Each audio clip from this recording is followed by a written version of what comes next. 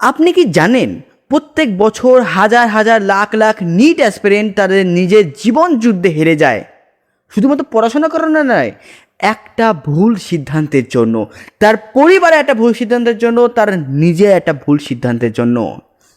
অনেকে আজও ভাবে একটা বড় ইনস্টিটিউটে ভর্তি করে দেবো, বড় বড় ব্র্যান্ডের টিচারের কাছে দিয়ে দেবো, বড় একটা কলেজ ইনস্টিটিউটে ভালো টিচারের কাছে পৌঁছে দেবো, কোটায় ভর্তি করিয়ে দেবো, বড় স্কুলে পড়িয়ে দেবো, প্রাইভেট স্কুলে পড়িয়ে দেবো, তাহলে আমার স্টুডেন্ট একজন ডাক্তার হয়ে বেরোবে, একজন ভালো বড় কিছু হয়ে বেরোবে। যারা এই ধারণায় রয়েছে তাদেরকে বলছি মূর্খের জগতে রয়েছে। আমার এই ওয়ার্ড প্রত্যেকটা প্যারেন্টসকে, প্রত্যেকটা স্টুডেন্টকে এবং প্রত্যেকটা টিচারকে আমি বলতে চাই, এই মূর্খের জগৎ থেকে নিজে তো বাঁচতে পারবে না, একটা স্টুডেন্ট বা নিজেদের বন্ধুদের তো বাঁচাও। কখনোই বলবে না যে একজন মিডিওকার স্টুডেন্ট, একটা ইন্টারমিডিয়েট স্টুডেন্ট একটা বড় কিছু দেখার জন্য লড়ে যেতে পারে। একটা মিডিওকার স্টুডেন্ট অনেক উঁচু অবধি উঠতে পারে, সে লড়ে যেতে পারে, সে করে যেতে পারে, সে পরিশ্রম করতে জানে। বাট তার যদি সেখানে ইন্টারেস্ট না থাকে তাহলে অবশ্যই তাকে করিও না। This is the my story. এই স্টোরিতে আমি হিরো এবং আমি সেই ভুক্তভোগী যে কিনা 3 বছর ধরে নিট দিচ্ছি এবং নিট দেওয়ার পরে এই রিনিটের চক্করে এই বছর আমার নিট বেরোলো না।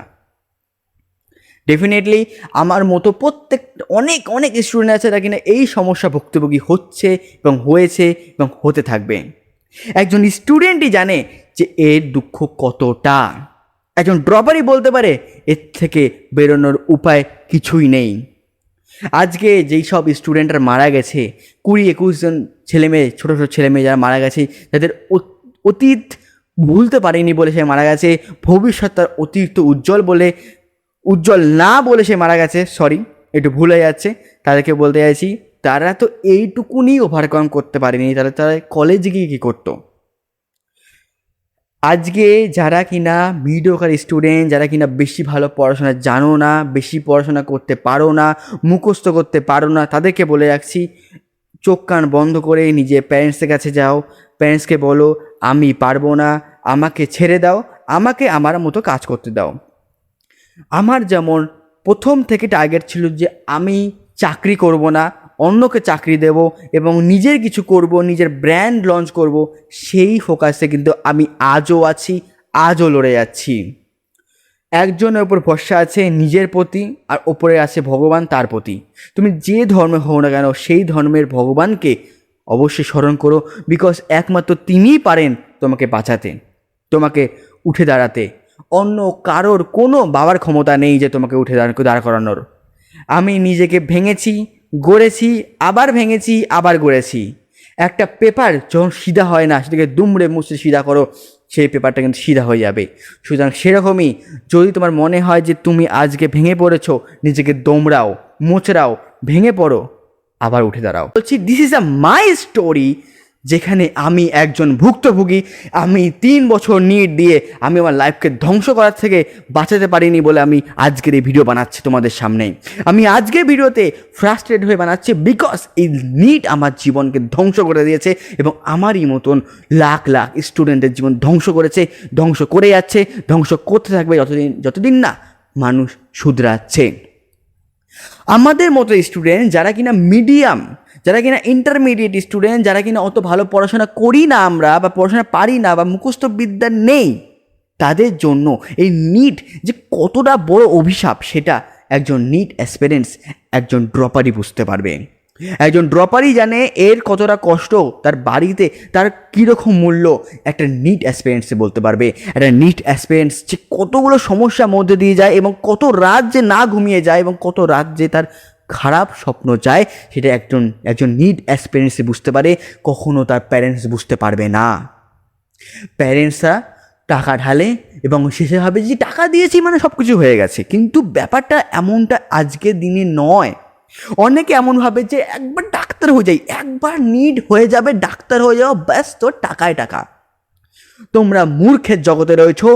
নিজের চারপাশে যদি কোনো রিসেন্ট বেরোনো ডাক্তার থাকে, আমি বলছি না 10 বছর পুরনো ডাক্তারের কাছে জিজ্ঞেস করে দাদা তুমি কেমন পাস করলে, কত ইনকাম করলে, বলিনি, আমি বলছি যারা এই মাত্র পাস করেছে, রিসেন্ট 1-2 বছর আগে পাস করেছে, খারাপ জায়গা হোক ভালো জায়গা হোক, প্রাইভেট হোক গভর্নমেন্ট হোক, পাস করেছে, তাদেরকে গিয়ে জিজ্ঞাসা করো চাকরি পেয়েছো বা কী করছো। যদি সে অ্যান্সারে বলে যে পাইনি বাট পেয়ে যাবো, আর যদি সে কোশ্চেন করো যে কেমন লাগছে বা কেমন লেগেছিল, সে যদি মুখ মুখ বড় করে বলে যে খুব ভালো লাইফ, খুব ভালোভাবে কেটেছে, খুব ভালো জিনিস, তাহলে একটা কথা শুনে রাখো, আমার দিদি, নিজের দিদি একজন ডাক্তার, সে নিজের এক্সপিরিয়েন্স শেয়ার করেছে আমার সাথে। এবং তার যে বন্ধুরা প্রত্যেকে গভর্নমেন্ট কলেজ থেকে পাশ করা, তারা প্রত্যেকে কিন্তু এখন চাকরির জন্য লড়ছে। দেখো অনেকে বলে 1000 জনের জন্য তো ডাক্তার নেই, আহা হা হা, সেটা গ্রামের দিকে কটা ডাক্তার গ্রামে যায়, কটা ডাক্তার শহরে থাকে, সবই তো শহরে চায়, শহরেই হবে, শহরে ও হবে, শহরে সব কিছু হয়ে যাবে। শহরে ডাক্তারের কম্পিটিশান আজকে এমন জায়গায় যে মাছের বাজার হয়ে গেছে। মাছের বাজারেও মানে কম্পিটিশান এখন এতটাই কম, কিন্তু ডাক্তারের বাজার অনেক বড়। রিসেন্ট তো অ্যাডভোকেটদেরও বাজার খুব বড় হয়ে গেছে, যেখানে সেখানে আমরা অ্যাডভোকেটের চেম্বার খুলে বসছে। এবং অনেকে বলছে যে রিসেন্ট ধরো আমি অ্যাডভোকেটের কাছে গেছিলাম, তো আমাকে সাদামাটা জিনিস কোর্টে বলছে 200 টাকা, এখানে বলছে 300 টাকা 400 টাকা। কী জিনিস বলবো না, বাট আমি বলছি জিনিসটা হচ্ছে। তো বাজার সব কিছুরই খারাপ। এই জগতে দাঁড়িয়ে, এই মুমেন্টে দাঁড়িয়ে, যদি কুমসুকু আংরু, যে কিনা আমাদের র্যাঞ্চো 3 ইডিয়টসের র্যাঞ্চো বলে পরিচিত, তাকে যদি সাপোর্ট করতে না পারো, তাহলে শুনে রাখো তুমি তো বেরিয়ে যাবে, তুমি তো ডাক্তার না হয়ে অন্য কিছু তো হয়ে যাবে, বাট তোমার ছেলে মেয়ে, তোমার যে এডুকেশান যে রয়েছে সিস্টেমটা, তার এতটা ক্রপ্টের জায়গা থেকে যাবে যে তোমার ছেলে মেয়ে হওয়ার থেকে না হওয়া ভালো হয়ে যাবে। আজকে যারা কিনা ভাবছো যে আমি সেটেলমেন্ট হয়ে গেলে আমি ছেলে মেয়েদের সেটেল করে দেবো, তারা এতটা ভুল ভ্রান্তিতে রয়েছে। আমি বলে রাখি যে আজকে যদি ওই মানুষটা মারা যান, তাহলে সিস্টেম কখনো পরিবর্তন হবে না। আর একটুখানি চোখ খুলে দিই, আমি বলে রাখছি, আমি একটুখানি বলে রাখি, যারা এখনও অবধি ভেবে যাচ্ছ যে এডুকেশন সিস্টেম চেঞ্জ হবে, তাদেরকে বলছি আমি, নিটে আমি যদি গড়ে ধরি যে আমাদের প্রত্যেকের কাছ থেকে 1000 টাকা করে নেওয়া হয়, 20 লাখ স্টুডেন্ট পরীক্ষা দিচ্ছে, তাহলে কত টাকা হয় জানা আছে? কত টাকা ওঠে জানা আছে?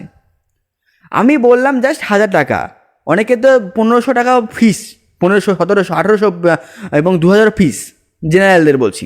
তো 1000 আমি অ্যাভারেজ ধরছি, আর 20 লাখ আমি অ্যাভারেজ ধরছি স্টুডেন্ট দিয়ে থাকে। এবার দিচ্ছে 22 লাখ 24 লাখ, ঠিক আছে? তো আমি দিচ্ছি 20 লাখ। তো 20 লাখের জন্য 1000 টাকা করে করো, তাহলে হবে হচ্ছে 200 কোটি টাকা। আচ্ছা আমাকে কথা বলো যে এই 200 কোটি টাকা যাচ্ছে কোথায়? আমি যদি বলি যে 50 কোটি টাকা প্রত্যেকটা জায়গায় নিট করাতে লাগে, 50 কোটি খরচ হচ্ছে, ট্রান্সপোর্ট খরচ, টিচারদের দেওয়ায়, সমস্ত কিছু আমি যদি ধরলাম 50 কোটি টাকা, তাহলে 150 কোটি টাকা যাচ্ছে কোথায়? গভর্নমেন্টের ফান্ডে। দেখো আমি এগুলো বলতে তো চাই না, বাট আমাকে বলতে বাধ্য করে হচ্ছে এই জনগণ এবং কিছু মানুষ যাদেরকে দেখে আমি উদ্বুদ্ধ, এই 21 জন স্টুডেন্টকে দেখে আমি উদ্বুদ্ধ, যারা কিনা আজকে পৃথিবীতে নেই। বুঝতে পারলে র্যাকেটটা কীরকম? তাহলে এডুকেশন আজকের দিনে কীরকম হতে পারে বলে মনে হয় বলে তোমার মনে হচ্ছে? আমি আরেকটু বলে রাখি, আমি রিসেন্ট দেখছি যে 2014 সালের পর থেকে সব পরীক্ষারই কোশ্চেন লিক আউট হচ্ছে। তো সেই নিয়ে মেনলি আমাদের যন্তর মন্তরে আমাদের প্রোটেস্ট চলছে। খুব খারাপ লাগে যে আমি এটা দূর থেকে কিছু করতে পারছি না, বাট এটা করতে পারছি যে তোমাদের চোখ খোলার জন্য আমি এটা ভিডিওতে অন্তত বানাতে পারছি। সেই 21 জন স্টুডেন্টকে তো আমি বাঁচাতে পারবো না বা তাকে ফিরিয়ে নিয়ে আনতে পারবো না, বাট আরও 21 জন যাতে মারা যাওয়া যায় তার জন্য আমি ভিডিওটা বানাতে পারি। ওয়েস্ট বেঙ্গলে এমনও কিছু আনরেকর্ডেড নিউজ আছে যেগুলো কিন্তু আমরা দেখতে পারি না। তো তার মধ্যে কিন্তু অনেক মানুষই মারা গেছে, অনেক স্টুডেন্ট মারা গেছে, তাদের কিন্তু আমরা কভার করিনি। সুতরাং আমি বলতে চাইছি, যারা নিট নিয়ে পড়ছো বা নিট নিয়ে পড়তে চাইছো, তাদেরকে বলি একবার অন্তত নিজের অন্তরাত্মাকে প্রশ্ন করো যে তুমি কি পারবে, তোমার কি স্বপ্ন এবং তুমি কতটা লড়তে জানো। যদি তোমার অন্তরাত্মা বলবে হ্যাঁ আমি এইটার জন্যই জন্মেছি, নিট আমাকে পেতেই হবে, ডাক্তার আমাকে হতেই হবে, তো তাহলেই হও। প্যারেন্টস বলছে, আত্মীয় পরিজন বলছে, তাহলে হয়েও না, প্লিজ হয়েও না, কখনোই লাভ করতে পারবে না, পারবে না, অতটা ইজি নয়। যারা ভাবছো NEET is a very much easier, মানে সেম টু সেম অ্যাজ 2019 সাল, 2015 সাল, 2016 সাল, তাহলে তোমরা এখন মূর্খের জগতে রয়েছো। এখানে কম্পিটিশান বেশি, পার্সেন্টেজ অফ স্টুডেন্ট বেশি এবং সেখানে করাপশনও বেশি। সুতরাং এই জায়গায় দাঁড়িয়ে বলতে গেলে আমি বলতে চাই, নিজের অস্তিত্ব ধরে রাখার জন্য নিজে লড়ে যাও, নিজের অন্তরাত্মার কথা শুনে যাও এবং একটা কথা বড় করে বলতে চাই, নিজের প্যারেন্টসদের বোঝাও যে না আমি হব না, আমাকে জোর করো না, আমি আমার নিজেরটা করতে দাও, প্লিজ করতে দাও, এরকমভাবে বলো। প্রথমে হয়তো নাকচ করবে, বাট তারপরে কিন্তু সে শুনতে বাধ্য হবে। আর আমার মনে হয় প্রত্যেকটা ছেলে মেয়ে নিজের মা বাবা মানে নিজের প্যারেন্টসের কাছে অবশ্যই গিয়ে এইভাবে বলা উচিত। যদি তোমার মনে হয় যে ভিডিওটা আমি ঠিক ছিল, ভিডিওটা কিছু ভুল বলেছি, কমেন্টে গালাগাল করবে, কোনো সমস্যা নেই, বিকজ আমি একজন NEET aspirant, this is the my story এবং আমি সমস্ত কিছু ভুক্তভোগী, সুতরাং জানা আছে। তো আমি চাই যে তোমরা সকলে বিচার বিবেচনা করে এই লাইনে এসো এবং স্যাক্রিফাইস করতে শেখো, তাহলে কিন্তু এই লাইন তোমার জন্য, নয়তো কিন্তু এই লাইন তোমার জন্য নয়। চলো দেখা হচ্ছে পরে ভিডিওতে এমন কিছু টপিক নিয়ে। আলো এই আকাশ আমার মনের কোনো এক কোণে,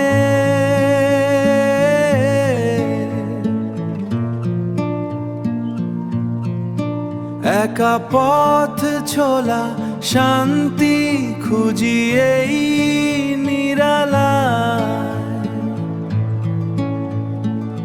নিঃসঙ্গ পথিক আমি সবুজের এই আবির ভেলায়, সবুজের এই আবির ভেলায়।